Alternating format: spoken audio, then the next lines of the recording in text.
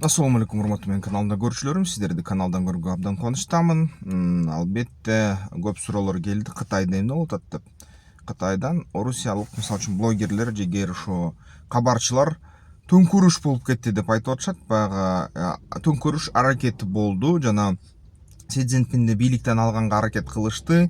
Жана аскерлер козголоңу болуп кетти. Ошону Си Цзиньпин кысты деп спекуляциялар көп болуп кетти. Бирок текшергенде, фактыларды карап чыкканда эч кандай төңкөрүш болгон жок. Албетте, бирок аябай катуу тазалоо болду. Бул жерден мындай айтканда өтө чоң Тайвань менен согуштун астындабы же кандайбы ушундай кагылыш болуп кетти да. Эң негизгисин карасак, эгерде мындай тастыкталган маалымат булактарын издесек, мындай ушундай болду, анан кайра жокко чыгарылган эмес деген ушундай белги менен. Ошол жерде 24-25 ошо 3 айынын күндөрү 26-жылдын Коргоо министрлиги Кытай Республикасынын, Элдик Республикасынын маалыматты таратты расмий түрдө. Бул деген Жан Юся деген генерал. Бул деген экинчи киши баягы Кытайда башкы армияны командалоочулордун ошон деңгээлдери бар. Биринчи деңгээлде номер 1 Си Цзиньпин, экинчи деңгээлде Жан Юся болчу да. Анан ошол киши экинчи киши Кытай мамлекетинде жана анын аябай мындай жакын кишилери баары ошо тергөөнүн астына түшүп калды деп маалымат берилди. Ал тергөө аябай чоң мындай терең кандайдыр бир мыйзам бузуулар деп айтылды Кытай расмий ошо өкүлчүлүктөрдүн тарабынан. Бул деген тартипти жана мыйзамды бузду дейт. Бул деген коррупцияга каршы мындай сөздөр айтылганда ушундай айтылат, негизи ушундай окшош экен. Анан албетте ошол тергөөнүн астына дагы генерал Лю Дженли да түшүп калды. Ал деген ошол жалпы ошо согуштук штабтын, Кытай Республикасынын НОАК армиясынын ошо командоочусу болот, же болбосо мындай айтканда генералдардын генералы да. Номер 1 Си Цзиньпин болсо, номер 2 Жан Юся болсо, Лю Дженли бул деген ошолордун замы да, бирок анын колунда оперативдик бүт армиялар баш ийчи. Ал деген бийлиги ушунчалык зор болчу, эгерде ошол Лю Дженлиге буйрук берет Си Цзиньпин, Лю Дженли аткарат. Лю Дженли болсо башка генералдарга буйрук берет, алар эч сөз сурабай аткарат да. Ошондой кишини камашты, элестеткиле, тергөөнүн астына алышты. Жалпы согуштук комитет болчу. Албетте, ал согуштук комитетте 7 эле мүчө болчу. Ошол 7 мүчөнүн ичинен алардын төрагасы Си Цзиньпин болсо, 2 киши калды да, калган баары же жок кылынды, же ошол тергөөнүн астында да. Ошондо Си Цзиньпин төрагасы калды, ошол 7 кишиден турган комитеттин башында. Жана генерал Жан Шемин деген киши калды. Ал деген бир гана ошол коррупцияга каршы иш аракеттерге мындай жооп берет жана аны карайт да, ошол маселелерди чечет. Жан Шеминдин атын эстеп калышыбыз керек, анткени мурунку Кытайдын тарыхы боюнча ушинтип экинчи калган жакынкы ишенимдүү адам кээ учурларда эмки ошо башчылык кылышы да мамлекеттик. Кытайдын тарыхында ушундай боло берет. Бул эң чоң масштабтык ушундай тазалоо деп эсептелинет бүгүнкү күнү. Мао Цзэдундан бери да, ошо Хунвейн биндердин козголоонунан бери.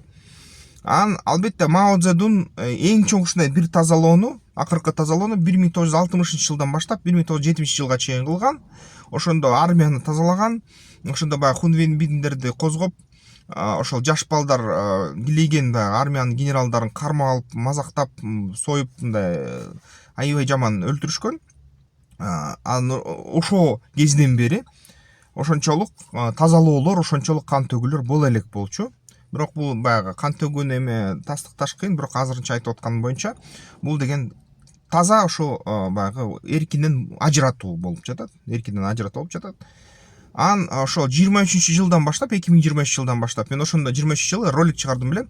Чоң аябай чатак болуп атат. Кытай өкмөтүндө мындай айтканда баягы баллистикалык ракеталарда, ядердик куралды көртөрүүчү, алардын баягы атайын күйүүчү майдын ордуна кыймылдаткычтардын ичинде суу туруптур да, ошол суу менен алар жөн эле баягы акчасын жеп алып, суу менен ракеталарды бир нече ракетаны ушундай толуктап коюптур да, баягы заправка кылып коюптур. Ошол нерсе аябай чоң мындай эл аралык скандал жараткан. Кытай бир да ошондой комментарий берген жок ага. Мунун баарын Америка ошо чалгын кызматтары, башка өлкөлөрдүн чалгын кызматтары, Европа өлкөлөрүнүн ушинтип баягы массалык маалымат каражаттарга төккөн болчу ал маалыматты. Аны албетте ал чынбы калппы дагы тастыктаса көп мындай убакыт кетчүдөй да, бирок жалпысынан Кытай унчукпаганынан түшүнсө болот, чынга окшойт деп. Анткени калпты жеңил жокко чыгарышат да дайыма мамлекеттер. Аны албетте ошо 20 генералды, ошо 23-жылдан баштап 25-жылга чейин 20 генералды тергөө астына алышты, эң жогорку деңгээлдеги. Анан ошонун арасында жанакы ошол суу менен ракеталарды заправка кылган генерал да колго түштү, туткунга түштү. Бул Rocket Force же болбосо ЦВКнын бир мүчөсү Хэ Вэйдун. Хэ Вэйдунду ошо 25-жылдын октябрь айында ушундай камакка алышкан. Хэ Вэйдун өзү дал ошого жоопту деп айтып жатышат. Жана андан сырткары дагы ошо кээ Кытай маалымат булактарында карасам жазып атышат, ошо генералдар дейт Америка Кошмо Штаттары менен аябай катуу карым-катнашта болчу дейт. Кээ учурда Америка Кошмо Штаттарына түзмө-түз маалыматты Кытайдын армиясы боюнча бөлүшкөн деп айтып атышат да. Эми блогерлер айтып атышат, согуш Кытайдын согуш блогерлери айтып атат да. Мага окшогон. Анысы чынбы чын эмеспи дагы көп тастыктоо керек, бирок алар деле баягы текшерилген маалыматка таянат да. Бирок маалыматтык согуш болушу да мүмкүн. Аны да унутпашыбыз керек. Эмнеге ушул нерсе болуп жатат десе, жалпы расмий версия бул деген коррупция менен согуш болуп атат дейт. Бул жерден албетте баягы интерконтиненталдык баллистикалык ядердик куралдын ичине суу куйса, эртең согуш болуп кетсе, демек Кытай жооп бере алмак эмес. Кээ ракеталар учмак, көбүнчө ракеталар учмак эмес дейт да. Ошондо Кытай таза жеңилмек дейт. Ушундай абалда анан кантип Тайваньды алып алабыз дейбиз дейт. Кантип анан Америка менен тирешебиз дейбиз дейт. Мисалы үчүн Дональд Трамп ушу жаңы жыл болгондон кийин тез эле 3-3-3-үндө дагы андан кийинки күндөрдө бир сыйра айтып чыкты, бир нече сыйра. Эми биздин Кытай башкы душманыбыз эмес дейт. Кытай деген экинчи орунга түшөт. Америка Штаттарынын башкы доктринасы бул деген Кытай менен согушуу эмес, Тайваньды коргоо эмес. Бул деген ошо эки Американын жээктерин ошо кайра мындай карамакка келтирүү жана көзөмөл кылуу деп айткан болчу да Дональд Трамп. Жаңы Трамптын доктринасы да, Танро деп коет. Доктрина Монро болсо мурун Америка Штаттары ошо өзүн коргойт деген. Азыр болсо Трамптын доктринасы болот. Бул Гренландия, Түштүк Америка, башка мамлекеттердин бүт жээктери Америка Кошмо Штаттарынын кармагынын астында болуш керек деген сөз да.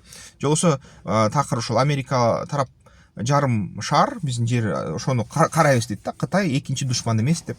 Ушундай сүйлөп баштаганы ушуга байланыштуу деген да сөздөр чыгып атат да ошол серепчилердин арасында.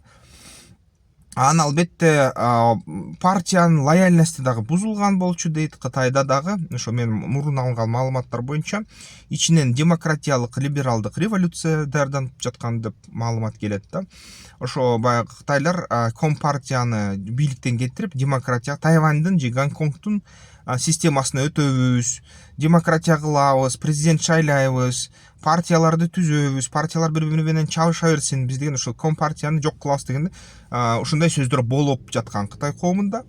Аны албетте бул дагы мисалы үчүн Си Цзиньпин тарабынан жаман кабыл алынды. Аны албетте чоң ушундай эл аралык серепчилер Rand Asia Society жана Raja Ratnam School деген ушундай аналитиктер бар, ушундай уюмдардын. Алар деген мындай айтып атышат да, бул деген тазалоолор кандай маселелерди Кытай мисалы мамлекетинде чечип жатат. Биринчиден бул деген реалдуу коррупция маселесин чечип жатат. Экинчиден албетте бул деген кийинки ошол Си Цзиньпиндин орун алуучу баягы бийликке умтулуучу атаандаштарды жок кылуу деп айтып жатышат.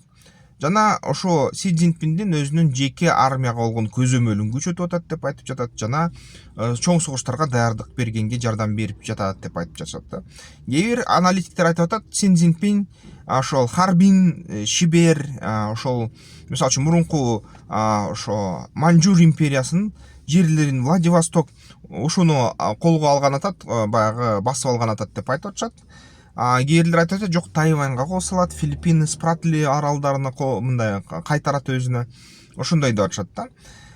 Жапония менен каршы тирешет деп айтып жатышат. Кореяларды мисалы үчүн жөнгө келтирет, Вьетнамды жөнгө келтирет деп айтып жатышат да. Бирок албетте ал жөн эле сөздөр. Саясий реалдуулукта бир гана суроо бар, так чечилүүчү бул Тайвань жана албетте Амур аймагы Орусияда. Ошол эки аймакты балким алып алат. Амурду мындай де-факто алып алган да Кытай. Албетте кээ бир дагы маалыматтарды карасак, ошол эле аскер блогерлерди Жан Юся, Ли Дженли Си Цзиньпинди бийликтен ажыратабыз деген козголоңду даярдап жатышкан деген да маалымат кезигишет да. Ошол Цинци ошо мейманканасында дейт 18 январда дейт, 3 айдын 18-де 26-жылы Си Цзиньпинди ошо колго алышка аракет кылышкан дейт жана анын аскерлер менен, жан сакчылар менен атышуу болгон деп айтып жатышат да. Бирок бул нерсе тастыктала элек, туугандар, бул нерсе тастыкталган жок, бул таза ушак окшойт да. Бирок ушундай нерселерди аябай таратышты интернетте. Ага ишенбей кой туралы, ишенбей деле коелу да туугандар.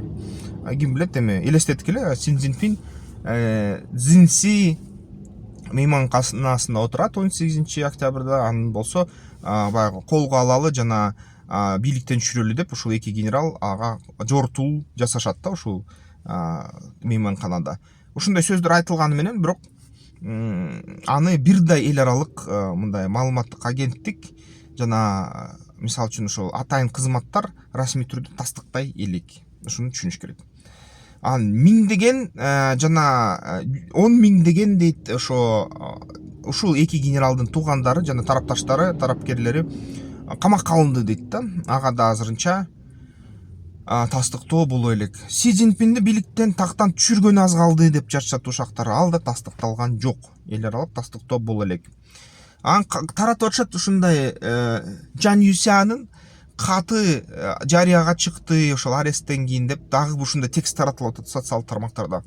Ага да бир да азырынча басылма эл аралык ушундай тастыктоо бере элек.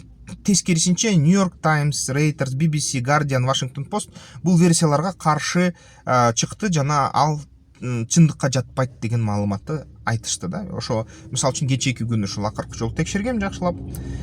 Албетте бирок кайсы бир чоң суроолор турат баары бир. Кытай демек чоң согушка даяр эмес. Аябай чоң баягы генералдардын ордун ээлеш үчүн жана армияны кайра жаңы ушундай буйрук берүү системасына көндүрүш үчүн кайсы бир убакыт кетет. Экинчиден, албетте ошол НОАК же болсо НОАК орусчасы Народная освободительная армия Китая, расмий Кытайдын аталышы, же болсо элдик баягы боштондук Кытай армиясы деп которсок болот. Ошол элдик боштондук Кытай армиясы чын айтканда мындай чоң Тайваньды басып алууга даяр эмес. Ошону көрсөтөт бул нерсе. Албетте эми эч ким Тайваньга каршы чыкпайбыз же чыгабыз деп айта албайт деп айтышат. Анткени Жан Юся кээ бир маалыматтар боюнча Си Цзиньпинге ачык эле ушул аскердик кеңештен айткан, Тайваньга кол салбашыбыз керек, Тайваньды мындай жумушак күч менен алышыбыз керек, тескерисинче реформаларды кылып достошуп ушинтип анан куюп алабыз дейт жалпы мамлекетке деп айткан болчу деп айтып жатышат да эми серепчилер. Си Цзиньпин болсо айткан, биз Тайваньды басып албасак күчүбүздү көрсөтпөйбүз, алсыздыгыбызды көрсөтөбүз, анда бизди эч ким сыйлабайт, эч ким бизди мамлекет катары теңге албайт, держава катары теңге албайт деп айткан да. Анан Жан Юся дейт, Си Цзиньпин биз Орусияны колдойбуз, жабдыгын беребиз, куралын беребиз дегенде каршы чыккан дейт. Орусияга жардам бербешибиз керек. Биздин негизги багытыбыз ошол эле баягы Амур аймагы болуш керек. Айлун ошо келишимин Орусия менен түзүлгөн, биз жокко чыгарышыбыз керек. Айлун келишими боюнча ошо мурунку Цин империясынын жерлерин Орусия басып алган болчу. Ошол эле Харбин, ошол эле мисалы үчүн Амур тарапты. Мурунку ошол Цин өзүлөрү манжурлардан тараган, манжулар жерлерин Орусиянын азыркы карамагында да ошол жерлерди басып алган. жана Ханзу эли жашаган сууларды дагы ошол дарыяларды басып алган болчу Орусия. Анан ошону биз кайтарышыбыз керек деп айткан да, тескерисинче Жан Юся. Си Цзиньпин болсо жок, биз деген Тайванга көңүл бурушубуз керек деп айтышкан. Ошентип эки пикир келишпей дейт ошол жерден, анан көп ушундай карама каршылыктар чыккан деп айтышып атышат да, эми баягы блогерлер, ошол Кытай тарыхын билген ички мындай саясаттануучулар. Бирок азыр болсо генералдар ошону түшүнүп, демек Жан Юся Тайваньды басып алууга каршы чыккан. Ошого каршы чыккандардын баарын ушундай тергөөнүн астына алышты. Анда биз деген буга каршы чыкпашыбыз керек деп бүт генералдар эмне дебесе гана жалпы комитет баарын мындай аткарабыз деп жатышат да, ушундай маалымат келип атат. Анан ошо албетте ушинтип бүгүнкү күнү Кытай толугу менен мындай силкинип атат да, ракеталык аскерлерде реформалар жүрүп атат. Ракеталарды кайра мындай кээ маалыматтар булактар боюнча кайра жасаганга туура келип атат. Анткени суу менен ракетаны эгерде сен куюп койсоң, ракеталык кыймылдаткычтын ордуна толугу менен бузулат, иштебей калат система. Кийин даяр болбойт да баягы чоң согушка. Ошон үчүн булар кайра аны куруп чыгыш керек болот. Баллистикалык ракеталарды кайра жаңыртыш керек болот. Бул деген миңдеген, миллиондогон ушундай чыгышалар деп эсептелинет да. Анан албетте бүгүнкү күнү ушул Кытайдын ракеталык аскерлери дагы эскирген деп эсептелет. Ошон үчүн алар толук ошол модернизация кылып жатышат. Эми азыр маалымат боюнча карасак, ошо Кир Стармер мисалы үчүн Кытайга барды. Бул алгачкы жолу британиялык премьер 8 жылда барып атат да. Анан албетте санкциялар, евро биримдик менен Кытай бири-бирине санкцияларды жок кылып атат. Жана Кытай британиялык ошо жарандарга 30 күндүк визасыз режимди киргизди да. Мисалы үчүн эми британиялык жарандар Кытайга ээн эркин 30 күнгө кирип баягы турист нерселер жасап же ишкерликти жасап кайра кетсе болот. Ошондой нерсе болду. Анан албетте мисалы үчүн ушул AstraZeneca деген компания баягы билесиңер ошо Pfizer менен сыяктуу же Спутник сыяктуу прививкалар жасаган да ошо коронавирус кезинде.